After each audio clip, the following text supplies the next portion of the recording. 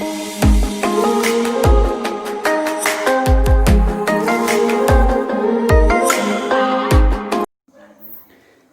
aí pessoal, tudo bem com vocês? Sou o professor Ray Lopes, professor de artes, e para encerrar o nosso capítulo 1 do nosso livro Telares, do 8º ano, nós vamos falar sobre a música dos Guaranis, certo? Lembrando que nesse capítulo 1 nós falamos aí sobre arte e recursos naturais, falamos sobre os povos pataxós e as diversas manifestações artísticas dos povos indígenas do Brasil, certo? Bom, ao se falar de música, a gente lembra que a música é uma das manifestações artísticas muito importantes da cultura guarani, certo? Abra um livro de vocês aí na página 42 e vamos para lá então sobre a música guarani. Bom, para esse povo, para o povo guarani, o ato de cantar, ele dá acesso às palavras de Narendero. Narendero é o Deus criador de tudo para os povos guaranis. Ou seja, por isso, tradicionalmente, essa atividade ela está presente nas diversas manifestações do cotidiano desse povo. Durante a caça, por exemplo, o canto ele é utilizado para liberar a alma dos animais e purificar o seu corpo. Ou seja, eles vão à caça, à procura de animais para a sua sobrevivência, e o canto serve para libertar a alma desses animais que vão ser sacrificados e também para purificar o seu corpo após o sacrifício. Ou seja, para os guaranis, então, o canto permite a transformação e o movimento do mundo e principalmente o contato com os seus deuses.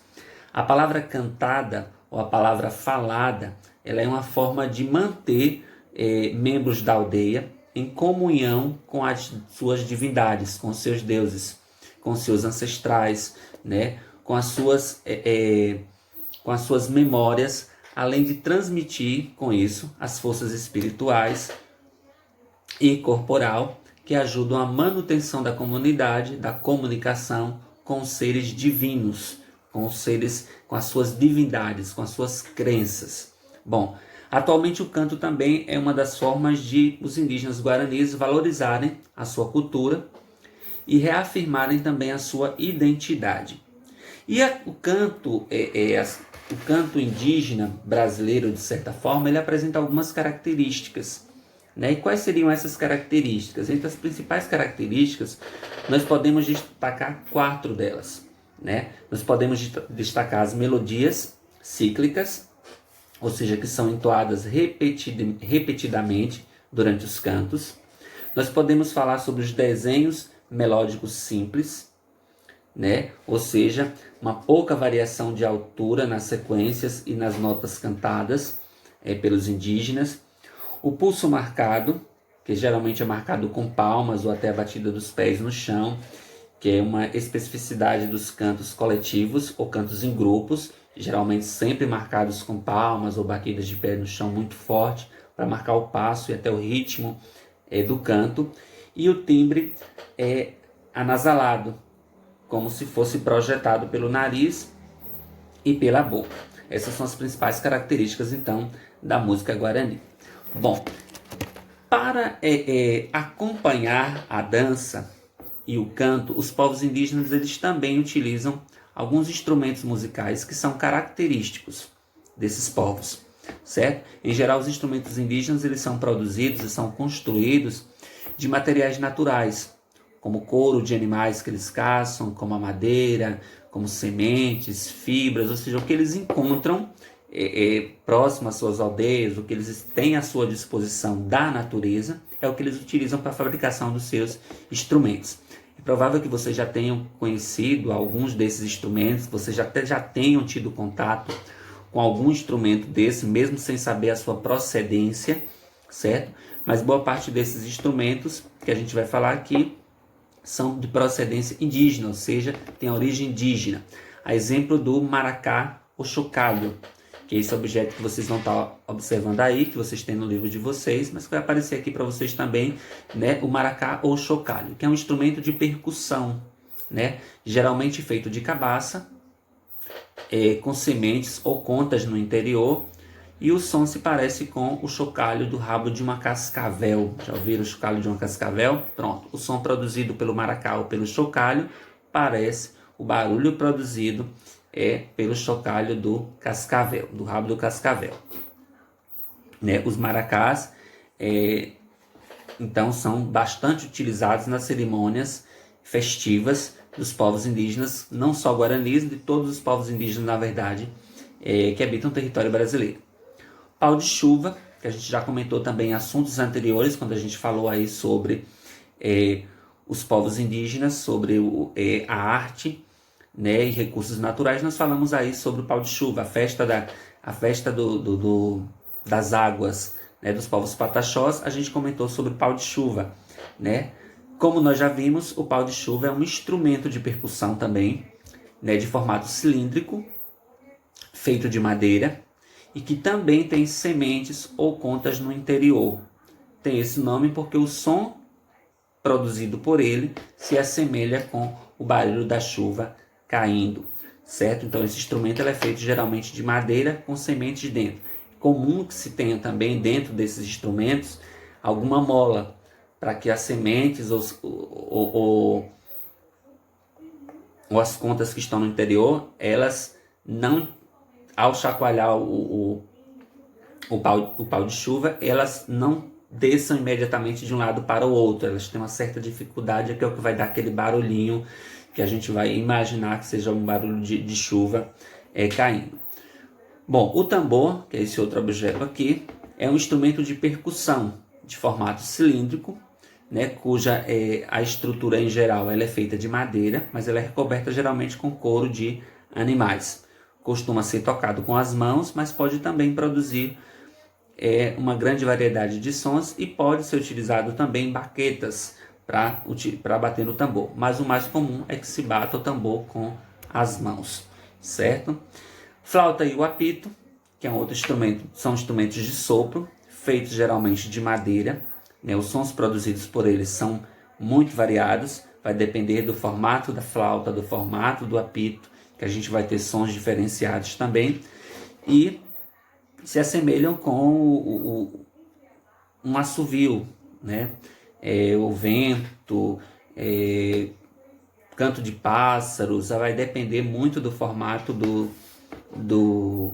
da flauta ou do apito, que a gente pode ter sons parecidos com sons de vento, pode ter sons parecidos com assovio, pode ter sons parecidos com cantos de alguns pássaros.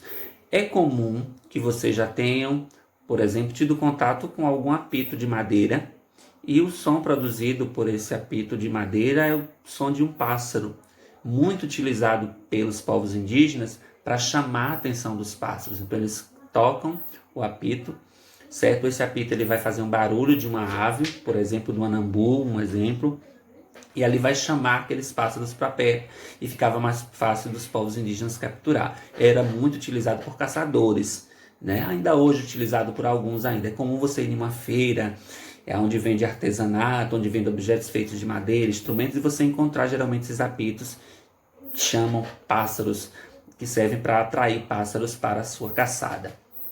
E o zunidor, né, que é esse objeto aqui, que é um instrumento de percussão também, feito com uma lâmina de madeira, certo?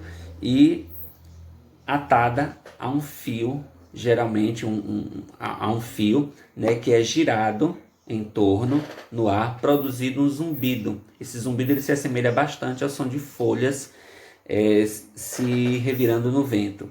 Então são alguns instrumentos que são comuns, na verdade, nas aldeias indígenas do Brasil, e que são utilizados em festividades, em cerimônias, durante as comemorações indígenas em todo o Brasil. Bom, qual a nossa proposta de hoje para a atividade? A nossa proposta de hoje para a nossa atividade é a sessão Experimente do nosso livro Telares aí do 8º ano, certo? Nós vamos encerrar esse nosso primeiro capítulo produzindo um instrumento musical, utilizando com isso material reutilizado, ou seja, vocês vão estar utilizando material que poderia ir para o lixo, ou seja, nós vamos estar reutilizando, reciclando esses materiais para a produção de um instrumento musical indígena, certo? Então eu quero que vocês escolham um instrumento musical indígena e vocês tentem reproduzir esse instrumento utilizando material reciclado. Como sugestão, nós temos duas sugestões que estão aí na atividade proposta de vocês, que é a produção de um chocalho. E para produzir o chocalho vocês vão precisar de uma garrafa PET, da pequena, daquela bem pequenininha, certo? Acho que é 200 ml, 150 ml por aí, bem pequena mesmo, não é a de 1 litro nem de 2 litros, é aquela bem pequenininha mesmo. Então a garrafa PET pequena, certo? Vão precisar também de tinta plástica. Quando a gente fala de tinta plástica, precisam estar pintando a garrafa PET. Então, para pintar a garrafa PET, acredito que a tinta guache, por exemplo, ela não vai fixar na garrafa. Ela pode até fixar, só dependendo muito da tinta, ela não, da marca da guache, ela não vai se fixar na garrafa PET, vai ter uma dificuldade maior. Então, que vocês tiverem aí, por exemplo, uma tinta de tecido, vocês podem estar utilizando a tinta de tecido. Se vocês tiverem uma tinta látex em casa, ela pode servir também, entendeu?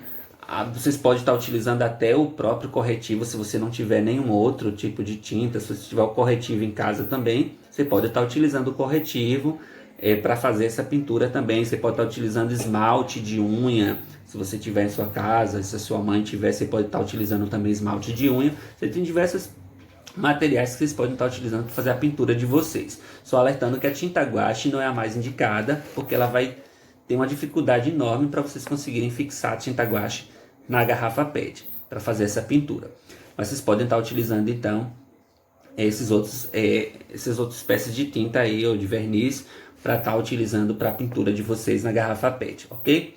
Então vocês vão pintar, aí tem a sugestão, a gente tem um passo a passo para que vocês acompanhem lá na nossa atividade, mas como sugestão a gente tem o chocalho, que vocês vão utilizar como material a garrafa PET, a tinta plástica, que a gente já deu alguns exemplos aí do que vocês podem estar utilizando, de cores variadas, ou se não tiver de cores variadas, uma cor só. Um pedaço de cabo de vassoura, não muito grande, uns 15 a 20 centímetros no máximo, certo? Fita adesiva se for necessário, e sementes ou contas. Pode ser feijão, pode ser milho.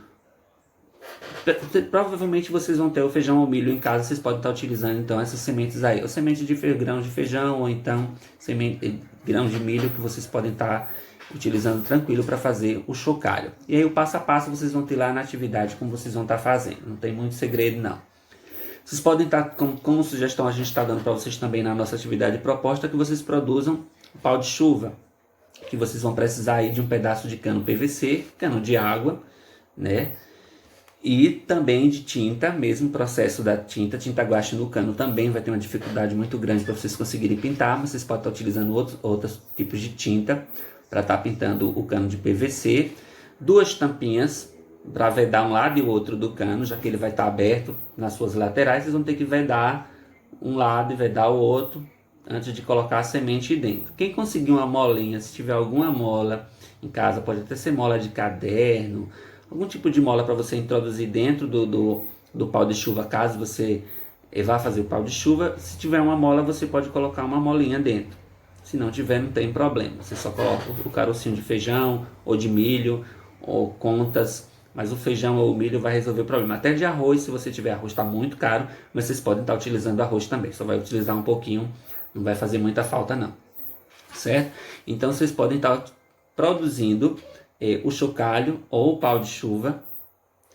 E o que é que vocês vão fazer? Independente do instrumento que vocês produzam, eu quero que vocês produzam esse instrumento, que vocês, depois de produzir esse instrumento, vocês façam um vídeo. É um vídeo curto, certo?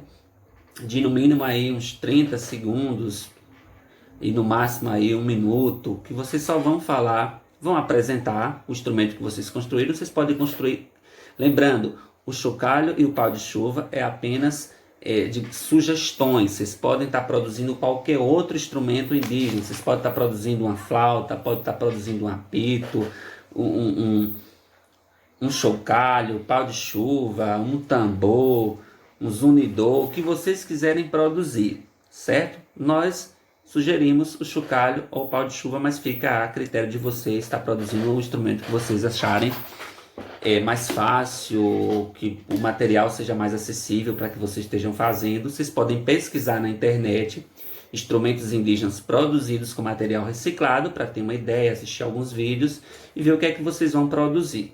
Depois de produzir o instrumento, eu quero que vocês gravem um vídeo com o instrumento, dizendo que instrumento vocês produziram. Um exemplo, produzi o maracá, ou chocalho, como é chamado, maracá ou chocalho.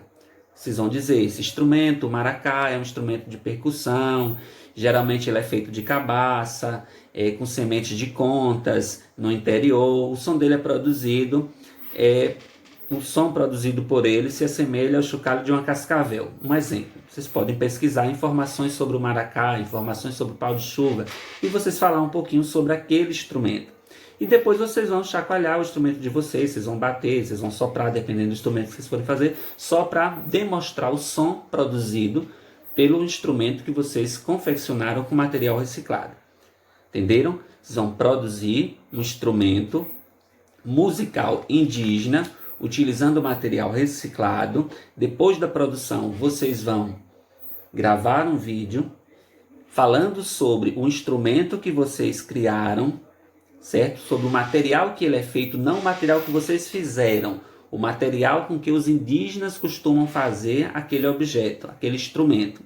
Então vocês vão falar sobre o objeto que vocês fizeram, dar algumas informações sobre aquele instrumento e vocês vão produzir o barulho, fazer movimentos para produzir o barulho que aquele instrumento que vocês confeccionaram com material reciclado, que ele produz. Ok?